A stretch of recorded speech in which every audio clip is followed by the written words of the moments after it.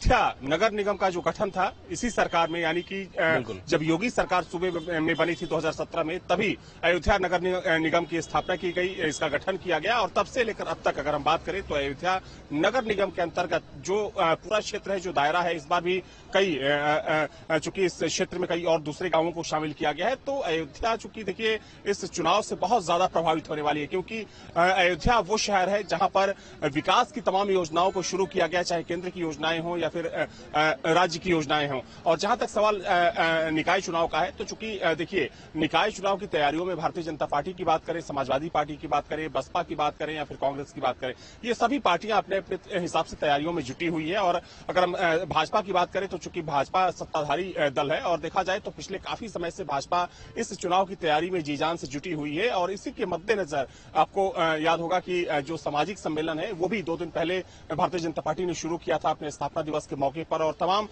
जो भाजपा के बड़े नेता हैं, चाहे हम केंद्रीय मंत्रियों की बात करें या फिर राज्य के मंत्रियों की बात करें, लगातार अलग अलग सामाजिक सम्मेलनों में शामिल हो रहे हैं, हिस्सा ले रहे हैं। वहीं अगर विपक्ष की बात करें तो समाजवादी पार्टी ने भी अपने निकाय चुनाव के लिए अपने प्रभारियों की घोषणा कर दी है। बहुजन समाज पार्टी की तरफ से भी कुछ दिन पहले एक बड़ी बैठक बुलाई गई थी निकाय चुनाव को लेकर कि किस तरीके से निकाय चुनाव में उतरना है, क्या कुछ रणनीति रहेगी पार्टी की। तो सभी पार्टियां चुनावी तैयारियों में जुटी हुई है। लेकिन ठीक है, शाम हमारे साथ कानपुर से जुड़े हुए अविनाश साहब के पास लौटेंगे। कानपुर में भी दूसरे चरण में ही मतदान होना है शाम, क्या तैयारियां वहां पर हैं और क्या मुद्दे कानपुर के हैं?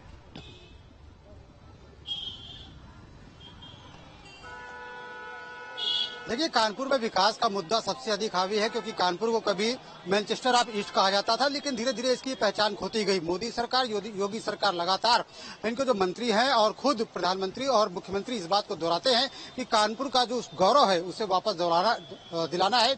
यही वजह है कि कानपुर में जो विकास का मुद्दा है वो हावी रहने वाला है। आपको बता दें कि तैयारियों की अगर बात करते हैं तो बीजेपी थोड़ा सा एज लेते हुए नजर आती है, क्योंकि बीजेपी काफी समय से तैयारी कर रही थी। पहले जब मतदान होने थे तभी से बीजेपी ने बूथ स्तर पर तैयारी करनी शुरू कर दी थी। अभी जब तारीखों का ऐलान नहीं हुआ था, लेकिन जिस तरीके से चुनाव होने के कयास लगाए जा रहे थे तो बीजेपी ने तैयारी तेजी कर दी थी। यहाँ पर मतदाता सम्मेलनों का आयोजन बीजेपी की तरफ से किया जा रहा था, जिसमें मंत्री शामिल हो रहे थे। वहीं दूसरी तरफ कांग्रेस ने भी अपनी तैयारी के लिए ताल ठोक दी है। आज कांग्रेस ने एक बड़ा रोजा इफ्तार पार्टी का आयोजन किया है, जो कि कांग्रेस के तिलक हाल कार्यालय में आयोजित किया गया है। वहां पर कहीं ना कहीं मुस्लिम मतदाताओं को जोड़ने की कवायद की जा रही है। भाई अगर सपा की बात की जाए तो सपा भी कहीं ना कहीं जो तैयारी है नगर निकाय चुनाव की उससे बहुत तेजी से आगे बढ़ती नजर आ रही। हाल ही में सपा ने अपने संगठन में बदलाव किया था, महानगर अध्यक्ष और ग्रामीण के अध्यक्ष भी बदले थे, जिससे कि तैयारियों को जोर दिया जा सके।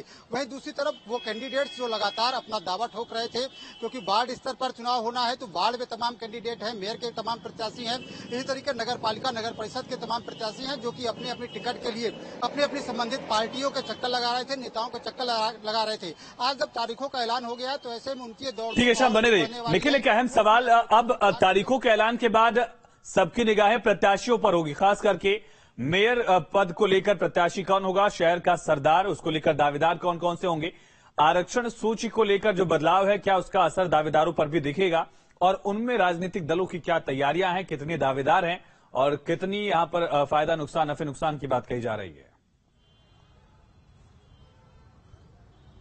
देखिए, निश्चित तौर पर जो नई आरक्षण सूची आई है उसमें जो बदलाव हुए हैं तो पॉलिटिकल पार्टीज को बदलाव करना पड़ेगा। हालांकि अभी तक किसी पॉलिटिकल पार्टी ने अपने किसी जो नगर पालिका जो नगर निगम है वहां पर अध्यक्ष का पद जो है वो के लिए प्रत्याशी नहीं घोषित किया है। तो अभी तो ये जरूर है कि पॉलिटिकल पार्टीज के पास ये मौका है कि वो भी अपना प्रत्याशी बदल सकती हैं, अपना नया प्रत्याशी खड़ा कर सकती हैं, और यही इंतजार भी कर रहे थे। तमाम राजनीतिक दल थे वो इसी बात का इंतजार कर रहे थे कि आरक्षण सूची आने के बाद ही वो अपना प्रत्याशी निर्धारित करेंगे, क्योंकि जातिगत समीकरण भी बहुत महत्वपूर्ण होता है किसी भी चुनाव में। तो कौन सी जाति का जो है प्रत्याशी किस जगह पर चुनाव लड़ेगा ये अब तय किया जाएगा, और यही जो मौका है पॉलिटिकल पार्टीज के पास अब सधी हुई रणनीति के साथ उसको काम करना होगा। चूंकि आप पिछले चुनाव का अगर परिणाम देखें तो सबसे ज्यादा सीटें भारतीय जनता पार्टी के पास थी, और भारतीय जनता पार्टी के पास ये मजबूरी है कि आपको उसको उन्हीं सीटों पर अपने आप को बनाए रखना होगा। यानी अगर उसकी सीटें कम हुई तो एक मैसेज जो जनता के बीच में जाएगा वो भारतीय जनता पार्टी के लिए नुकसानदायक होगा, क्योंकि लोकसभा चुनाव भी आने। वही समाजवादी पार्टी की बात करें तो उसको बेहतर करने की कोशिश करनी पड़ेगी, इसके साथ ही बसपा और कांग्रेस को भी बेहतर करने की कोशिश करनी पड़ेगी। तो सभी राजनीतिक दल अपने अपने हिसाब से तैयारियां कर रहे हैं। बस आप ये मान सकते हैं कि प्रत्याशियों के चयन की प्रक्रिया राजनीतिक दलों ने शुरू कर दी। जी ठीक है, आलोक भी हमारे साथ राज्य निर्वाचन आयोग के दफ्तर से लगातार बने हुए हैं। आलोक, अगर आप सुन पा रहे हैं मुझे, सवाल यही, 14 सिटिंग जो मेयर्स थे वो बीजेपी के थे, क्या उनको दोबारा बीजेपी मौका दे सकती है या परिवर्तन की भी गुंजाइश दिख रही है?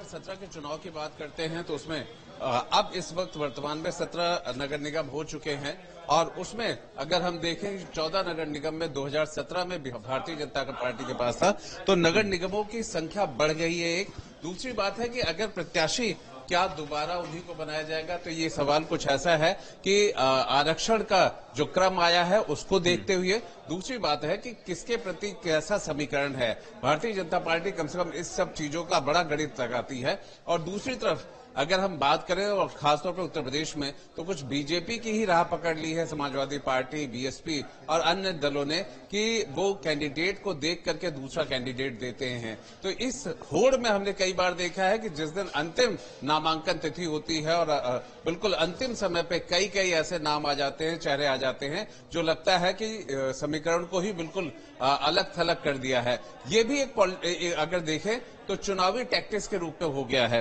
रही बात अगर कुछ आंकड़े हैं जिसे निश्चित तौर पे मुझे लगता है इंटरेस्टिंग होगा कि अगर हम नगर निगम की बात करें 17 से लेकर के 23 तक में, तो एक सीट बढ़ गई है।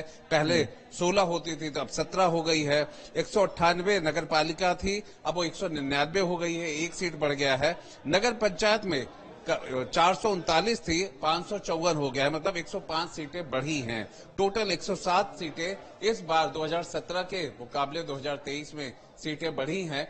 तो निश्चित तौर पे इन अध्यक्षों के लिए बिल्कुल यहाँ पर भी नए समीकरण सेट किए जाएंगे। सुशांत, वाराणसी की अगर बात की जाए तो हाई प्रोफाइल एरिया है, हाई प्रोफाइल सीट भी है, वहां पर क्या तैयारियां हैं और किसका टिकट कर सकता है, कौन दावेदार है, कौन उम्मीदवार बनेगा, ये लड़ाई भी क्या शुरू हो गई है। और खास करके कई बार ऐसा देखा गया कि बड़े चेहरों की तुलना में लोग लोकल नेताओं से ज्यादा नाराज रहते हैं कि सड़क नहीं बनी है, नाली की व्यवस्था जो है, लोकल मुद्दे जो है कई बार हावी दिखते हैं।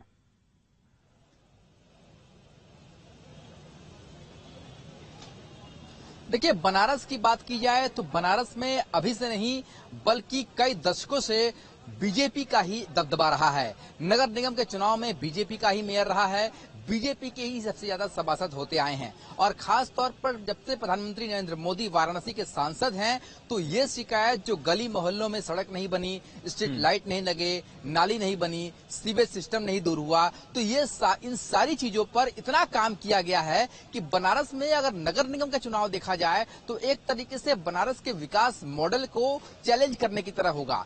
तो ऐसे में बनारस में नगर निगम का जो चुनाव है, जाहिर सी बात है बीजेपी का गढ़ रहा है हमेशा से ही बनारस, और नगर निगम के चुनाव में सबसे अच्छा प्रदर्शन बीजेपी हमेशा से ही करती आई है। ये बात मैं आपको 2014 से पहले की भी बता रहा हूं। जब से यहाँ पर बीजेपी ने एक तरीके से गढ़ अपना बनाया है, तब से बीजेपी के पार्षद हो या बीजेपी का जो मेयर हो, बीजेपी का कोई भी चेहरा होता है वो मेयर के लिए चुना जाता है तो वो जीत जाता है।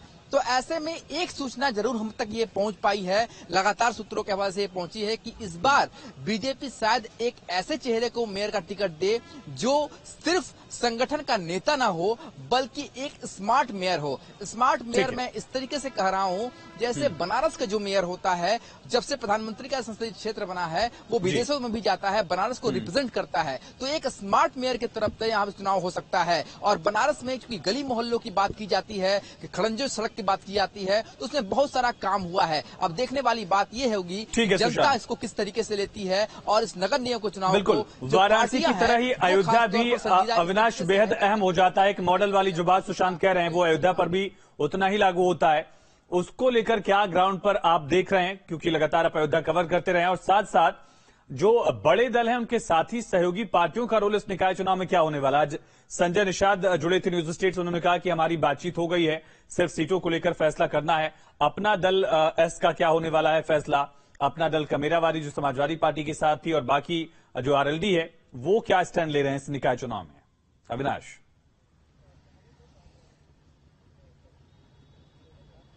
देखिए, जहां तक सवाल चुनाव में छोटी पार्टियों के रोल का है, तो जो सहयोगी पार्टियां हैं बीजेपी की, जाहिर सी बात है कि अंदर खाने इन पार्टियों की बातचीत हो चुकी है। चाहे हम निषाद पार्टी की बात करें, अपना दल की बात करें, तो ये दोनों पार्टी भाजपा के साथ है। और ऐसा नहीं है कि अगर भाजपा सीट बंटवारे को लेकर कोई निर्णय लेती है तो ये दोनों पार्टियां उस पर सवाल खड़े करेंगी, क्योंकि बातचीत हो चुकी है, चाहे हम संजय निषाद की बात करें या फिर अनुप्रिया पटेल की बात करें। जहां तक सवाल समाजवादी पार्टी का है, तो समाजवादी पार्टी ने जो चुनाव लड़ा 2022 का, उसमें से कई पार्टियां अलग हो चुकी हैं। मुख्य रूप से अगर हम सुहेल देव भारतीय समाज पार्टी यानी कि ओम प्रकाश राजभर की बात करें, तो राजभर ने चूंकि पहले ही मोर्चा खोल दिया था और अभी तक चूंकि सुहेल देव समाज पार्टी का ये कहना है कि वो इस चुनाव में अकेले ही मैदान में जा रही है। तो जो छोटी पार्टियां हैं, देखिए छोटी पार्टियों का पिक्चर बिल्कुल क्लियर है कि उनका स्टैंड अपना क्या रहेगा। जो भाजपा की जो सहयोगी हैं वो भाजपा के साथ रहेंगी। समाजवादी पार्टी के साथ चूंकि कृष्णा पटेल जो कि अनुप्रिया पटेल की मां है, उनकी जो पार्टी है, उनका जो अपना दल है वो समाजवादी पार्टी के साथ है। सुहेल देव जो समाज पार्टी है वो अलग हो चुकी है। महान दल का स्टैंड कुछ क्लियर नहीं है। इसके अलावा अगर हम जो दूसरी कुछ पार्टियों की बात करें, तो हो सकता है कि अब चूंकि डेट आ चुकी है, चुनाव की तारीखों का ऐलान हो चुका है, तो वो अपना स्टैंड क्लियर करें। जहां तक सवाल अयोध्या का है, तो देखिए ये सच है कि अयोध्या वो नगर निगम है जो भारतीय जनता पार्टी के एजेंडे में कह सकते हैं कि इस समय सबसे ऊपर है। काशी चूंकि वो शहर है जहां पर भारतीय जनता पार्टी का दबदबा हमेशा से रहा है, लेकिन अगर हम अयोध्या की बात करें तो देखिए जब अयोध्या नगर निगम का गठन किया गया था और जब पहला चुनाव हुआ, तो यहां पर पहले चुनाव में 2017 में ऋषिकेश उपाध्याय यहां के मेयर चुने गए जो भारतीय जनता पार्टी के हैं। हालांकि देखिए इस बार भी सामान्य सीट है, तो जाहिर सी बात है कि भारतीय जनता पार्टी बहुत सोच समझकर, क्योंकि अयोध्या में देखिए 2023 में यानी कि इसी साल राम मंदिर का जो भूतल है तैयार हो जाएगा, गर्भगृह तैयार हो जाएगा, और माना जा रहा है कहीं ना कहीं 2024 का जब लोकसभा चुनाव होगा तो उसमें एक अहम फैक्टर के तौर पर अयोध्या की जो तस्वीर होगी सामने आने वाली है। तो जाहिर सी बात है कि अयोध्या में भारतीय जनता पार्टी जो भी प्रत्याशी उतारेगी बहुत सोच समझकर उतारेगी। जो मौजूदा मेयर हैं वो रिपीट होंगे नहीं होंगे वो बात की बात है, लेकिन हाँ ये जरूर माना जा रहा है कि अयोध्या में जो भी प्रत्याशी होगा भारतीय जनता पार्टी का, वो बहुत सोच समझकर भारतीय जनता पार्टी उसको उतारने का काम करेगी। हालांकि देखिए यहाँ पर चूंकि अगर समाजवादी पार्टी की बात करें तो समाजवादी पार्टी भी काफी मजबूत मानी जाती है, क्योंकि अगर हम 2012 के चुनाव की बात करें तो अयोध्या जो विधानसभा सीट है, यहां से पवन पांडे चुनाव जीते थे जो कि समाजवादी पार्टी के नेता थे। हालांकि 17 में वो चुनाव हार गए, फिर इस साल यानी कि 22 में भी वो चुनाव हार गए, लेकिन कहीं ना कहीं समाजवादी पार्टी भी यहां अयोध्या में अपनी मजबूत कह सकते हैं मौजूदगी दर्ज कराती है। तो यहां पर जो लड़ाई होगी कांटे की होगी। हालांकि इसमें कोई दो राय नहीं कि जिस तरीके से पिछले 5 से 6 सालों में जो विकास की योजनाएं अयोध्या के लिए चलाई गई है, उसका काफी असर यहाँ ग्राउंड पर दिखता है। और चूंकि अब तो अयोध्या की तस्वीर लगभग बदल सी गई है और अगले 1 साल में अयोध्या की जो तस्वीर होगी काफी बदल जाएगी। तो जो यहाँ का मतदाता है बहुत सोच समझकर वोटिंग भी करेगा, लेकिन हाँ जो पार्टियों की तैयारियां हैं अपने हिसाब से है। और भारतीय जी निखिल, अगर बात की जाए निगमों की तो 16 निगम 2017 के चुनाव में थे, जिनमें से 2 पर बीएसपी और 14 पर बीजेपी ने जीत हासिल की थी। उस लिहाज से समाजवादी पार्टी को एक तरह से शून्य से शुरुआत करनी है। ओबीसी वोट बैंक वाला मुद्दा, चाहे वो मानस को लेकर हो, मूर्तियों को लेकर हो, अलग अलग मुद्दों को लेकर शूद्र पॉलिटिक्स एक दौर देखा गया। इन मुद्दों को कितना समाजवादी पार्टी वजन मान रही है और कितना मुखर है इन मुद्दों को लेकर? देखिए इन मुद्दों पर समाजवादी पार्टी अभी रुकने वाली नहीं है। समाजवादी पार्टी को ये बात पता है कि अगर वो पिछड़ों को अपनी तरफ कर ले जाएगी तो निश्चित तौर पर उसे एक बड़ा फायदा मिलेगा। यही वजह है कि आप देखिए समाजवादी पार्टी पिछड़ों और मुस्लिम वोट बैंक पर उसका पूरा फोकस है, इसी को लेकर वो पॉलिटिक्स कर रही है। यही वजह है कि आप देखिए चाहे स्वामी प्रसाद मौर्य जिन्होंने रामचरितमानस की चौपाइयों पर सवाल खड़ा किया था, वो लगातार एक के बाद एक बार इसको दोहरा रहे हैं। इसके साथ ही आप रायबरेली में देखें अखिलेश यादव की मौजूदगी में नारे लगे थे। तो तमाम जो नारे हैं उससे एक मैसेज बहुत साफ कर दिया समाजवादी पार्टी ने कि किसी भी स्थिति में वो जो पिछड़े और दलितों की पॉलिटिक्स और मुसलमानों की पॉलिटिक्स है उसी को जारी रखेगी। और भारतीय जनता पार्टी से उसे मुकाबला करना है तो वास्तविकता में उसे इसी वोट बैंक की जरूरत है। लेकिन भारतीय जनता पार्टी भी अपनी सदी हुई रणनीति से काम कर रही है। तो इतना आसान नहीं है कम से कम समाजवादी पार्टी को, भारतीय जनता पार्टी को टक्कर दे पाना। चूंकि आप सोचिए सबसे ज्यादा सीटों पर भारतीय जनता पार्टी का कब्जा रहा हो। इस बार भी जिस तरह की रणनीति है, जिस तरह की चुनावी तैयारी है, भारतीय जनता पार्टी को कम आंकना बहुत मुश्किल होगा समाजवादी पार्टी के लिए। तो सभी राजनीतिक दल अपनी अपनी तैयारी कर रहे हैं। और अगर हम बात करें उत्तर प्रदेश के सभी जो 17 सीटें हैं उन पर अपने अपने तरह से उम्मीदवार उतारेंगे। अब देखना होगा, वक्त धीरे धीरे अब नजदीक आ जाएगा कि जब ये चुनाव शुरू होगा और कौन कौन जीतता है, कौन हारता है, किसको बढ़त मिलती है और कौन इसमें अपना दबदबा कायम रखता है। जी जिस तरह से ओबीसी वाला मुद्दा समाजवादी पार्टी उठा रही है आलोक, उसी तरह से बीजेपी भी ये चाह रही कि उसका वोट बैंक थोड़ा सा एक्सपेंड हो।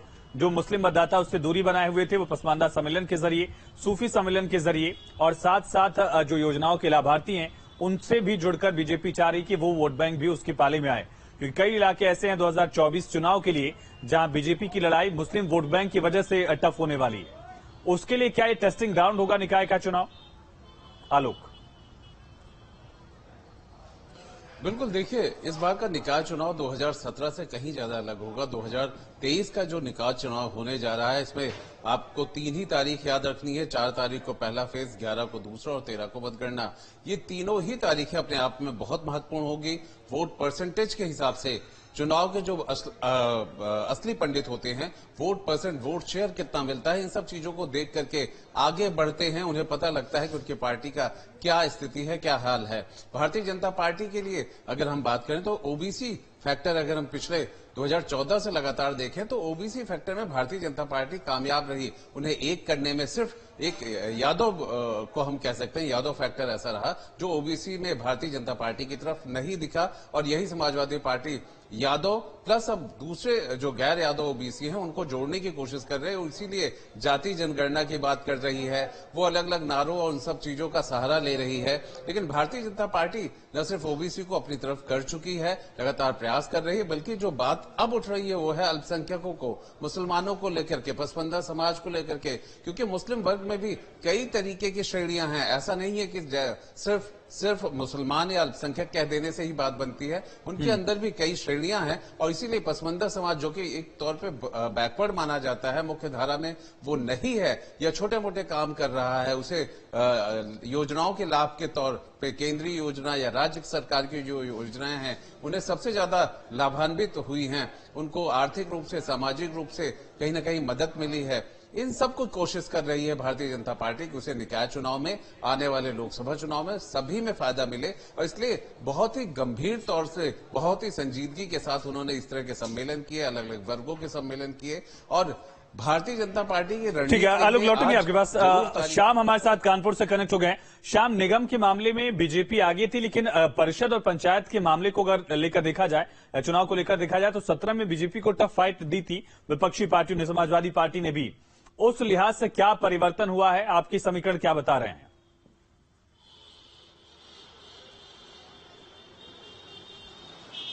देखिए, आपको बता दें कि बीजेपी को पहले शहरों की पार्टी माना जाता था, लेकिन धीरे धीरे बीजेपी ने एक्सपेंशन किया और ग्रामीण क्षेत्रों में भी बड़ा वोट बैंक बनाया है। यही वजह है कि निगमों में जो नगर निगम है उनमें बीजेपी का कब्जा रहा है, लेकिन जो पालिका परिषद है वहां पर कहीं ना कहीं एक चुनौती मिलती हुई दिखाई पड़ी सपा और बसपा से। लेकिन जिस तरीके से बीजेपी लगातार ग्राउंड पर काम कर रही है और बीजेपी का वोट बैंक हर क्षेत्र में बढ़ा है, तो उसको लेकर के निश्चित तौर पर ये माना जा रहा है कि इस बार जो बीजेपी का प्रदर्शन है वहां पर भी थोड़ा सुधर सकता है और बेहतर हो सकता है। क्योंकि ऐसा माना जाता है, अगर कानपुर की बात कर ली जाए नगर निगम की, तो यहाँ पर पिछले कई दशकों से जो मुकाबला है वो कांग्रेस और बीजेपी के बीच में होता रहा है। पिछले 5 चुनावों की अगर बात की जाए तो 5 में 4 बार बीजेपी ने जीत हासिल की है और लगातार 3 चुनाव जीत करके जीत की हैट्रिक भी बनाई है।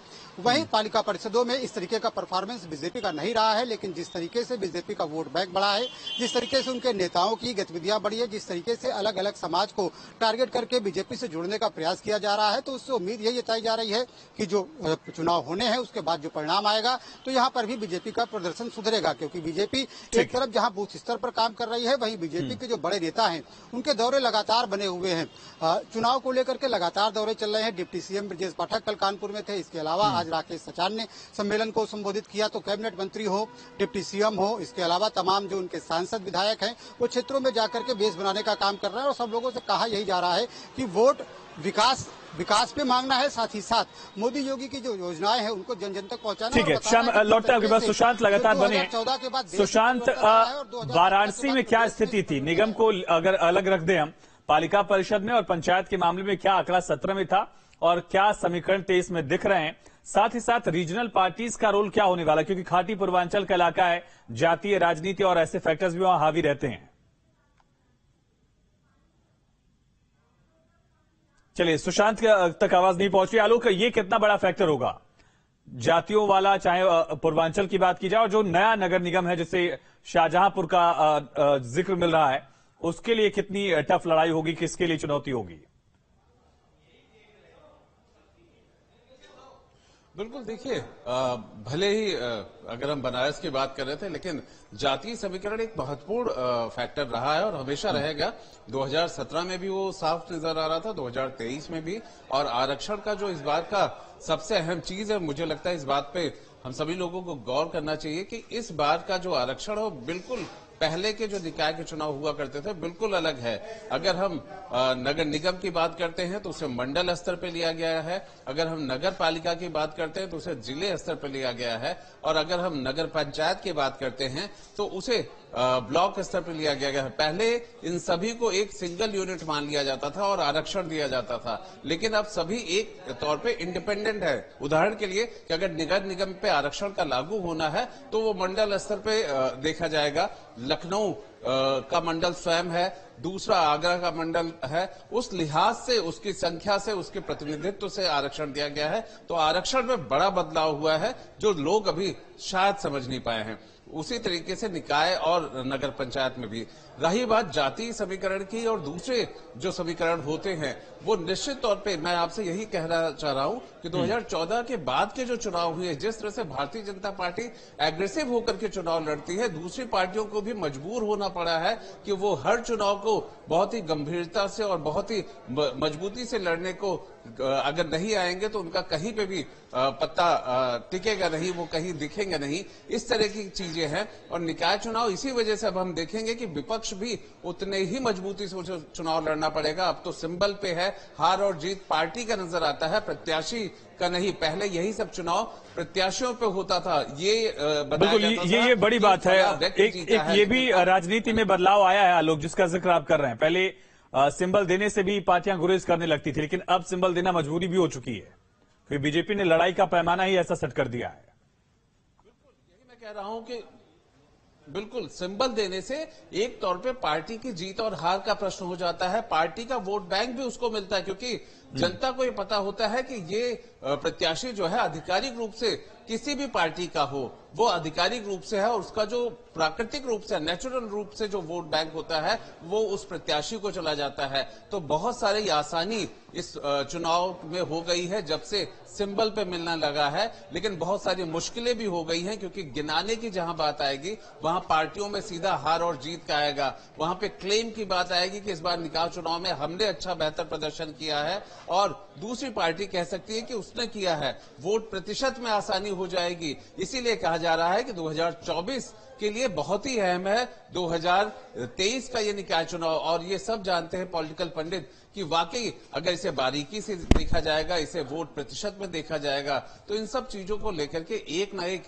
जरूर कोई ना कोई एक नैरो लाइन तो जरूर ड्रॉ की जा सकती है कि आखिर 2024 में किस तरीके का माहौल होने जा रहा है। निखिल, इसी से जुड़ा हुआ एक अहम सवाल, चाहे वो बात की जाए शहरी वोटर की, जो बीजेपी का पारंपरिक वोटर माना जाता है, एक रुझान दिखा करता है, लंबे वक्त तक ये बातें चला करती थी। क्या एक बीजेपी के सामने अपने स्टेक्स जो दांव पर लगे हैं उनको बचाने की चुनौती है, या बीजेपी इसे अपने रणनीति को साधने के लिहाज से भी देख रही है, क्योंकि 24 का चुनाव नजदीक और बीजेपी मिशन 80 की बात कर रही है? अब देखिए, तस्वीरें बदली हुई हैं। पिछले निकाय चुनाव से इस बार के निकाय चुनाव की तुलना इसलिए बेहतर नहीं होगी क्योंकि अब योगी आदित्यनाथ का दूसरा कार्यकाल, यानी भारतीय जनता पार्टी की दूसरा कार्यकाल है। सबसे ज्यादा एक समय तक उत्तर प्रदेश में मुख्यमंत्री रहने वाले योगी आदित्यनाथ है। केंद्र में भारतीय जनता पार्टी की सरकार है। तो अब इसका जो आकलन पिछले चुनाव से नहीं करना चाहिए, चाहे वो शहरी इलाके में हो चाहे ग्रामीण इलाके में हो। तो अब भारतीय जनता पार्टी की जो पहुंच है वो गांव तक पहुंच चुकी है।